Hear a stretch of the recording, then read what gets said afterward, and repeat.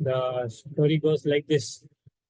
One day Krishna will be going for a walk with his wife Satyabhama.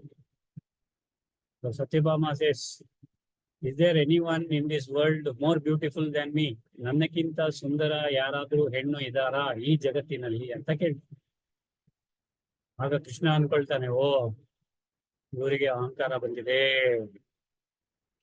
So ಹೋಗುವಾಗ ರಾತ್ರಿ ಮಲಗುವ ಮುನ್ನ ಸುದರ್ಶನ ಚಕ್ರ ಇದೆಯಲ್ಲ, ಅದಕ್ಕೆ ತನ್ನ ಸ್ಥಳದಲ್ಲಿ ಇಡ್ಲಿಕ್ಕೆ ಅಂತ ಇದ್ ಮಾಡಿದಾಗ ಸುದರ್ಶನ ಚಕ್ರ ಕೇಳತ್ತೆ, ನನ್ನಕ್ಕಿಂತ ಸ್ಟ್ರಾಂಗ್, ನನ್ನ ಎಷ್ಟೋ ಯುದ್ಧಗಳಲ್ಲಿ ನಾನು ಭಾಗವಹಿಸಿದ್ದೀನಿ, ಎಷ್ಟೋ ಜನರನ್ನ, ಎಷ್ಟೋ ರಾಕ್ಷಸರನ್ನ ಸಂಹಾರ ಮಾಡಿದ್ದೀನಿ, ನಿಮ್ಮ ವೈರಿಗಳನ್ನೆಲ್ಲ ಸಂಹಾರ ಮಾಡಿದ್ದೀನಿ. ನನ್ನಕ್ಕಿಂತ ಸ್ಟ್ರಾಂಗ್, ನನ್ನಕ್ಕಿಂತ ಪವರ್ಫುಲ್ ಯಾರಾದ್ರೂ ಇದ್ದಾರಾ ಶ್ರೀಕೃಷ್ಣ ಅಂತ ಕೇಳ್ತಾನೆ. ಆಗ ಕೃಷ್ಣ ಅನ್ಕೊಳ್ತಾನೆ, ಓ ಇವತ್ತೇ ಬರ್ಬೇಕಾ ಇವ್ರಿಗೂ ಅಹಂಕಾರ.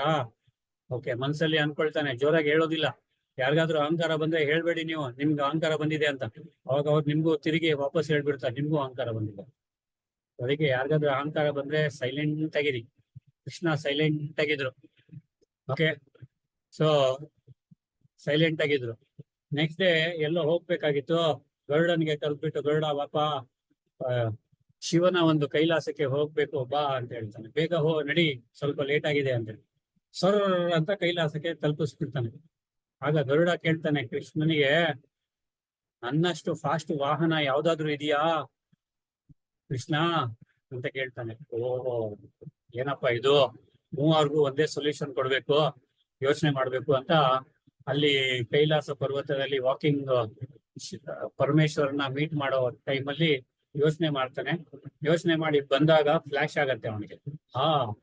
ಬಂದ್ಬಿಟ್ಟು ಹೇಳ್ತಾನೆ, ಓಕೆ, ಗರುಡನ್ ಜೊತೆ ವಾಪಸ್ಸು ಆಸ್ಥಾನಕ್ಕೆ ಬರ್ತಾನೆ.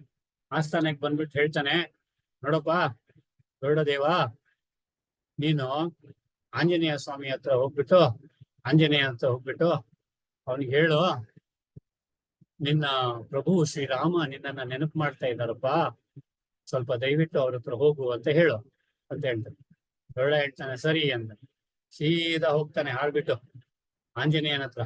ಆಂಜನೇಯ ರಾಮ್ ರಾಮ್ ಅಂತ ಜಪ ಮಾಡ್ತಾ ಇರ್ತಾನೆ. ಆಂಜನೇಯನ ಹತ್ರ ಹೋಗ್ಬಿಟ್ಟು ಹೇಳ್ತಾನೆ, ಸ್ವಾಮಿ ನಮಸ್ಕಾರ, ರಾಮ ಭಕ್ತರಾದ ನಿಮಗೆ ಶ್ರೀರಾಮನು ನೆನಪು ಮಾಡಿದ್ದಾನೆ, ಶ್ರೀರಾಮ ನಿಮ್ಮನ್ನ ನೆನೆಸ್ಕೊಂಡಿದ್ದಾನೆ, ರಾಮನನ್ನ ನೀವು ಭೇಟಿ ಆಗ್ಬೇಕಂತೆ ಅಂತ ಹೇಳ್ತಾನೆ. ಸರಿಯಪ್ಪ, ಆಯ್ತಪ್ಪ, ನಡಿಯಪ್ಪ, ನಾನು ಬರ್ತೀನಿ ಅಂತ. ನೋಡ್ತಾನೆ ಮುದಿ ಆಗಿದ್ದಾನೆ ಆಂಜನೇಯ. ಓಕೆ, ನಾನು ವಾಪಸ್ ಹೋಗ್ತೀನಿ ಕೃಷ್ಣನ ಆಸ್ಥಾನಕ್ಕೆ. ಓಕೆ, ನೋಡೋಣ ಅಂತ ಇವನು ಮುದುಕ ಇನ್ನೂ ಬಂದಿರಲ್ಲ ಅಂತ ಅನ್ಕೊಳ್ತಾನೆ. ಸೊ ಗರುಡ ವಾಪಸ್ ಬರ್ತಾನೆ. ಅಷ್ಟರಲ್ಲಿ ಸುದರ್ಶನ ಚಕ್ರಕ್ಕೆ ಕೃಷ್ಣ ಹೇಳ್ತಾನೆ, ನೋಡಪ್ಪ, ದ್ವಾರದಲ್ಲಿ ನಿಂತ್ಕೋ, ಪ್ಯಾಲೇಸ್ ದ್ವಾರದಲ್ಲಿ, ಯಾರನ್ನು ಒಳಗಡೆ ಬಿಡ್ಬೇಡ, ನನ್ನ ಅನುಮತಿ ಇಲ್ದೆ ಅಂತ. ಓಕೆ ಅಂತ ಸುದರ್ಶನ ಚಕ್ರ ಅಲ್ಲಿ ಹೋಗಿ ನಿಲ್ಲತ್ತೆ. ಗರುಡ ದೇವ ವಾಪಸ್ ಬರ್ತಾನೆ. ಕೃಷ್ಣ ಸತ್ಯಭಾಮೆ ಜೊತೆ ಹೇಳ್ತಾನೆ, ಸತ್ಯಭಾಮೆಗೆ ಹೇಳ್ತಾನೆ, ನೀನ್ ಸೀತೆ ತರ ಡ್ರೆಸ್ ಮಾಡ್ಕೊಂಡು ಬಾಮ ಅಂತ ಹೇಳ್ತಾನೆ. ಸೀತೆ ತರ ಡ್ರೆಸ್ ಮಾಡ್ಕೊಂಡು ಸತ್ಯಭಾಮೆ ಬಂದ್ಬಿಟ್ಟು ಪಕ್ಕದಲ್ಲಿ ಕೂತ್ಕೊಳ್ತಾನೆ. ಸೊ ಗರುಡ ವಾಪಸ್ ಬರ್ತಾನೆ. ಗರುಡ ವಾಪಸ್ ಬರೋ ಅಷ್ಟೊತ್ತಿಗೆ ಅಲ್ಲಿ ನೋಡಿದ್ರೆ ಪಾದದಲ್ಲಿ, ಕೃಷ್ಣನ ಪಾದದಲ್ಲಿ ಆಂಜನೇಯ ಕೂತ್ಬಿಟ್ಟಿಯಾನೆ. ಅರೆ, ನನ್ಕಿಂತ ವೇಗವಾಗಿ ಬಂದ್ಬಿಟ್ನ ಇವನು. ಗರುಡನ ಅಹಂಕಾರ ಇಳಿಯಿತು. ಗರುಡ ದೇವ ಬರ್ತಾರೆ, ಸ್ವಾಮಿ ನನ್ನನ್ನ ಕ್ಷಮಿಸಿ. ಆಂಜನೇಯನ ಪಾದನು ಹಿಡಿತಾನೆ, ನನ್ನನ್ನು ಕ್ಷಮಿಸಪ್ಪ, ನನಗಿಂತ ವೇಗವಾಗಿ ಯಾರು ಬರಲ್ಲ ಅಂತ ಅನ್ಕೊಂಡಿದ್ದೆ ನಾನು, ಆದ್ರೆ ನೀನ್ ನೋಡಿದ್ರೆ ಇಲ್ಲಿ ನಿಂತ್ಬಿಟ್ಟಿದ್ಯಾ ನನ್ಗಿಂತ ಬೇಗ, ಯು ಆರ್ ಗ್ರೇಟ್. ಸೊ ಆ ಕೃಷ್ಣನಿಗೆ ನಮಸ್ಕಾರ ಮಾಡಿ ಹೇಳ್ತಾನೆ, ನನ್ನಿಂದ ತಪ್ಪಾಯ್ತು, ನನ್ನನ್ನ ಕ್ಷಮಿಸಿ ಅಂತ. ಸೊ ಆಗ ಕೃಷ್ಣ ಕೇಳ್ತಾನೆ, ಏನಪ್ಪಾ ಸುದರ್ಶನ ಆಂಜನೇಯ ಸ್ವಾಮಿ, ನೀನು ಬರುವಾಗ ನಿನಗೆ ಯಾರು ತಡಿಲಿಲ್ವಾ ಬಾಗಿಲಲ್ಲಿ ಅಂತ ಕೇಳ್ತಾನೆ. ಆಗ ಆಂಜನೇಯ ಸ್ವಾಮಿ ಬಾಯಿ ಓಪನ್ ಮಾಡ್ತಾನೆ, ಸುದರ್ಶನ ಚಕ್ರ ಹೊರಗಡೆ ಬರುತ್ತೆ. ಈತ ನಾನು ಒಳಗೆ ಬರುವಾಗ ನನ್ನ ಪ್ರಭು ಶ್ರೀರಾಮನನ್ನು ನೋಡ್ಬೇಕಂದ್ರೆ ಈತ ನನ್ನನ್ನ ತಡೆದ, ಅವನ್ನ ಬಾಯಲ್ಲಿ ಹಾಕಿ ನಾನು ಒಳಗೆ ಬಂದೆ ಅಂತ ಹೇಳಿ. ಸೊ ಸುದರ್ಶನ ಚಕ್ರದ ಅಹಂಕಾರನು ಇಳಿತು. ಸುದರ್ಶನ ಚಕ್ರ ಆಂಜನೇಯನಿಗೂ ನಮಸ್ಕಾರ ಮಾಡ್ತಾನೆ, ಶ್ರೀಕೃಷ್ಣನಿಗೂ ನಮಸ್ಕಾರ ಮಾಡ್ತಾನೆ. ಆಂಜನೇಯ ನೋಡಪ್ಪ, ನಾನು ಸೀತೆ ಪಕ್ಕದಲ್ಲಿ ಕೂತಿದ್ದೀನಿ ಅಂತ ಹೇಳ್ತಾನೆ. ಪ್ರಭು, ಇದು ಯಾವ ದಾಸಿಯನ್ನ ಕರ್ಕೊಂಡ್ ಬಂದಿದ್ದೀರಾ ನೀವು ಅಂತ ಕೇಳ್ಬಿಡ್ತಾನೆ. ಮಾತೆ ಸೀತೆ ಅಲ್ಲ ಇದು, ಯಾವ ದಾಸಿಯ ಪಕ್ಕದಲ್ಲಿ ನೀವು ಕೂತಿದ್ದೀರಾ ಪ್ರಭು ಅಂತ ನಮಸ್ಕಾರ ಮಾಡ್ತಾನೆ. ಸೊ ಸತ್ಯಭಾಮೆಯ ಅಹಂಕಾರ ಇಳಿಯಿತು. ಹೀಗೆ ಇನ್ ಒನ್ ಸ್ಟ್ರೋಕ್ ಮೂವರ ಅಹಂಕಾರ ಇಳಿಸಿದ ಶ್ರೀಕೃಷ್ಣ. ಓಕೆ, ಸೊ ದಯವಿಟ್ಟು ಅಹಂಕಾರ ಪಡಬೇಡಿ. Don't identify yourself as your body. Don't identify yourself as some role. Don't identify yourself as some post. Don't identify yourself as some position. Don't identify with whatever wealth you have. Don't identify yourself with your personality, health, ella. Don't identify yourself with anything in this world which is temporary. ಈ ಜಗತ್ತಲ್ಲಿ ಇರ್ತಕ್ಕಂಥದ್ದು ಎಲ್ಲವೂ temporary. Permanent ಆಗಿರ್ತಕ್ಕಂಥದ್ದನ್ನ ಹಿಡೀರಿ. ಪರಮಾತ್ಮ, ಆತ್ಮ, ಈ ಜಗತ್ತಲ್ಲಿ ಇರ್ತಕ್ಕಂಥ ಏನ್ ನಡೀತಾ ಇದೆಯಲ್ಲ, ಓಕೆ, ಕರ್ಮಾನುಸಾರವಾಗಿ ಡ್ರಾಮಾ, ಈ ಮೂರು ಬಹಳ permanent.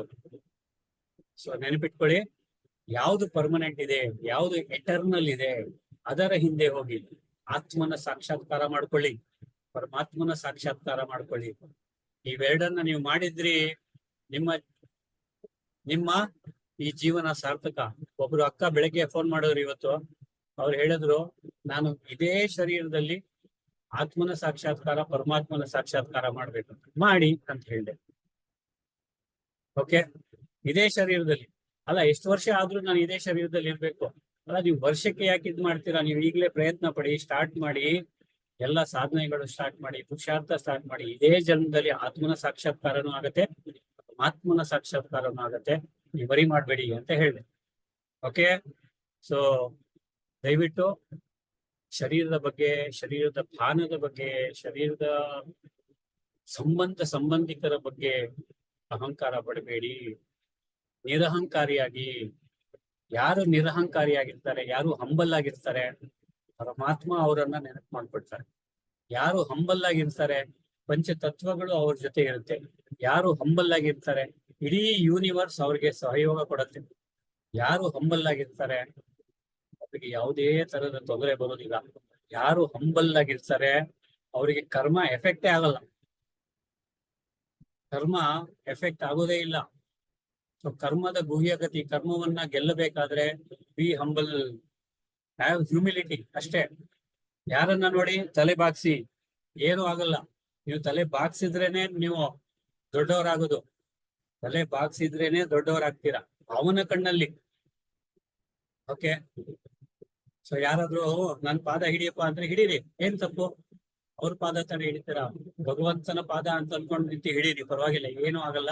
Be humble, have humility. Okay, so that was the story.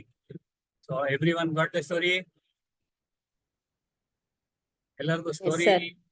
Sir, ಇನ್ನೊಂದು ಸಿಚುಯೇಷನ್ ಹನುಮಾನ್ದು ಹಂಬಲ್ನೆಸ್ ಗೆ ಇನ್ನೊಂದು ಇದೆ ಸರ್. ಅದು ಅಶೋಕವನಕ್ಕೆ ಹನುಮಾನ್ ಹೋಗ್ತಾರಲ್ಲ ಸೀತಾ ಅನ್ವೇಷಣೆ ಮಾಡ್ಕೊಂಡು, ಅವಾಗ ಸೀತಾಮಾತೆನ ಮೀಟ್ ಮಾಡಿ ಎಲ್ಲ ಕೇಳ್ತಾರಂತೆ. ಸೀತಾಮಾತೆ, ಇಷ್ಟ ಸಮುದ್ರ ದಾಟ್ಕೊಂಡು ಬರಕ್ ಆಗತ್ತಾ ನಿಮ್ ಫುಲ್ ಕಪಿ ಸೇನೆಗೆ ನನ್ನ ಕರ್ಕೊಂಡೋಗಕ್ಕೆ ಅಂತ. ಅವಾಗ ಎಷ್ಟು ಹಂಬಲ್ ಅಂದ್ರೆ ಹನುಮಾನು, ತಾಯಿ, ನನ್ನಷ್ಟು ಕನಿಷ್ಠ ಕಪಿನೇ ಹಾರ್ಕೊಂಡ್, ನಮ್ಮ ಹೋಲ್ ಗ್ರೂಪ್ ಅಲ್ಲಿ ನಾನೇ ಕನಿಷ್ಠ ಅಂದ್ರೆ ನಂದೇ ಪವರ್ ಲೋಯೆಸ್ಟ್, ನಾನೇ ಹಾರ್ಕೊಂಡ್ ಬಂದಿದ್ದೀನಿ ಅಂದ್ರೆ ಇನ್ನು ಬೇರೆ ವಾನರ ಸೇನೆ ಬರಕ್ ಸಾಧ್ಯ ಇಲ್ವಾ ಅಂತ ಹೇಳ್ತಾರಂತೆ ಸರ್. ಅಂದ್ರೆ ಅಷ್ಟು ಹಂಬಲ್, ಅವ್ರದ್ದು ಏನ್ ಶಕ್ತಿ ಇದ್ರೂನು ನಾನೇ ಗ್ರೇಟ್ ಅಂತ ಹೇಳ್ಕೊಳಲ್ಲ, ನಾನೇ ಕನಿಷ್ಠ ಅಂತ ಹೇಳ್ಕೊಳ್ತಾನಂತೆ ಸರ್ ಹನುಮಾನ್ ಸೀತಾಮಾತೆ ಮುಂದೆ.